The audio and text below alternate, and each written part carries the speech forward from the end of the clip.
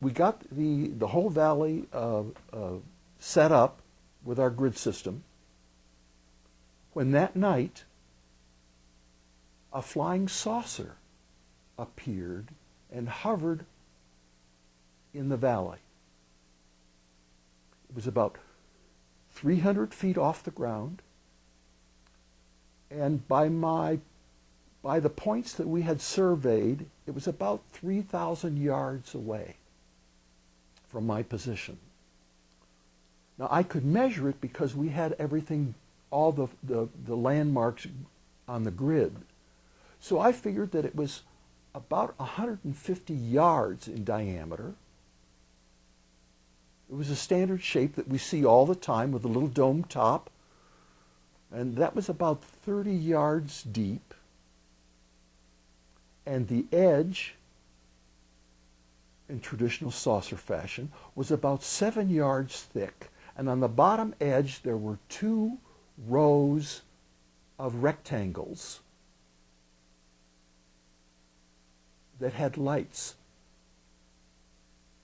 or at least brightness, circulating around and around and around. Now, I sent them pictures, mental pictures, but didn't get any response.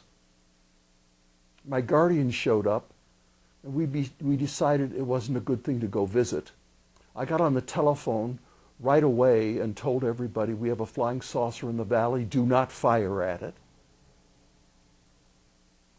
Our telephone lines were down, but the radio was working. But we had a limited range, so everybody had to pass the word on. And I asked, could the anti-aircraft outfit send some searchlights up, because we could illuminate it. And so they did. And the Chinese did the same thing. Now, the surface of the flying saucer was a metallic gray, like brushed stainless steel. And it's sat in that valley all night long.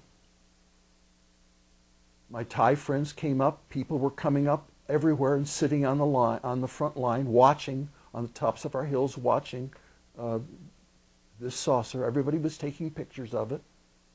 None of the pictures turned out, however.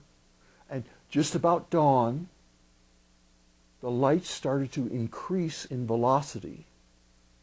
It gave a hum noise, rose straight up to about 3,000 or 4,000 feet, and then took off.